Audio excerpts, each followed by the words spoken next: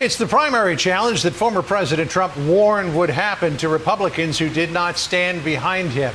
Senator Lisa Murkowski of Alaska will now have to fight to keep her seat from going to a fellow Republican from her state. Alaska State Commissioner Kelly Tshibaka is stepping down to run against Republican Senator Murkowski, who has held that seat since 2002. Kelly Tshibaka joins us now. It's good to finally have you on, and welcome to politics. I know you've got a long history here in Washington as well as in Alaska, but you're playing at an altogether different level now. So clearly, Senator Murkowski drew a lot of fire for her vote to convict President Trump during the impeachment trial. She was even censured by the state GOP, and the president has said that he is, former president rather, has said that he's actively going to campaign against her reelection. Why do you believe, Kelly Tshibaka, that she needs to be replaced? You know, in the 70s, Alaska was prosperous, our education scores were high, and our streets were safe. That's when my parents moved here looking for greater opportunity. My dad was a union electrician who served in Vietnam. My mom was one of the Alaskans who helped Prudhoe Bay start up. There were times life was hard for them. They were even homeless for a while. But they instilled Alaska values in me, and I fought to be the first in our family to pursue a college degree. That's not the same Alaska we live in now. For about the last 20 years, the same amount of time that Lisa Murkowski's been in the Senate, our economy has sunk, our education scores have plummeted, but our crime rates have soared. There's a lot of Alaskans who have a fire in our heart to rebuild our state and see what it could be. But we know that Lisa Murkowski, she's part of a gang of senators who are looking to make the United States Senate great again. It's not what Alaskans are focused on. I want to go to the Senate and I want to fight for Alaska, those who feel forgotten up here. So let me just drill down on a couple of those items that you pointed out there. And in terms of being the first person from your family to go to college, you went to Harvard, so there is that. But you say that oil and gas jobs have declined under Murkowski since she's been in the Senate. Education scores plummeted, crime rates have soared.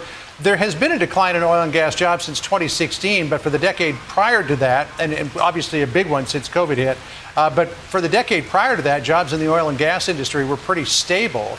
And isn't school and crime a state issue, not a federal issue? You know, Lisa Murkowski, she celebrated and applauded Joe Biden coming in. He made super clear in his campaign that he was going to take direct aim at Alaska's oil and gas industry, and that's exactly what he did.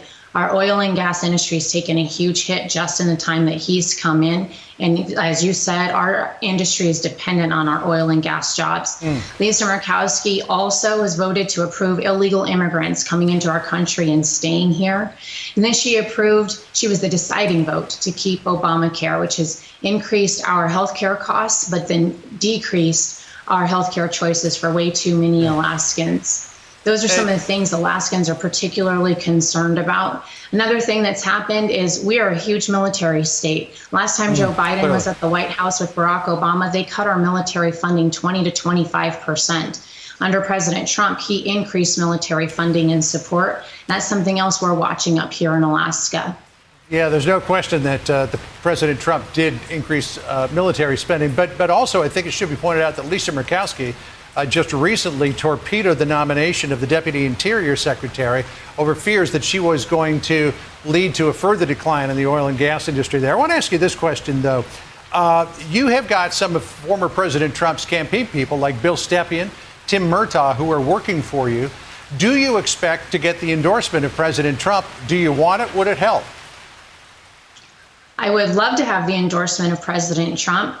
He's very popular up here in Alaska. I spoke at his first fundraiser for his presidency when he ran in 2020. I worked for his administration for 2 years in D.C., and he won the votes of the state of Alaska twice because of things like opening up ANWR for oil and gas development after pushing back 6 decades of restrictions, something that Lisa Murkowski didn't help us much with for the 2 decades that she was in the Senate. And speaking of her vote to shoot down the Deputy of Interior, she also was the one who passed out of committee the nomination for the Department of Interior from Joe Biden, even saying she had reservations. And she didn't raise a single question about her position on oil and gas leases and permits up here in Alaska, which is directly tied to the future of our oil and gas jobs. So when Lisa Well- Murkowski is using her seniority to not ask about the future of Alaska, it shows she's not using her position for the future of our jobs.